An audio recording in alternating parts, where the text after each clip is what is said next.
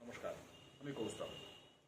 প্রথম ছবিটা দেখলেন তো, যেখানে বাংলাদেশের ইসকনে প্রভুরা সাহায্য করছে বাংলাদেশের বন্যা ত্রাণে, মুমূর্ষুদের হাতে তুলে দিচ্ছেন খাবার।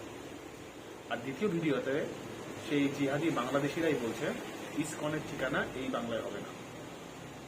হে সনাতনী, ভাবার সময় এসছে। ভাবুন, বিচার করুন। সমস্ত সনাতনী সারা বিশ্বের এক হন। দুধ কলা দিয়ে কালসা পুষবেন না। নমস্কার, সবাই ভালো থাকবেন।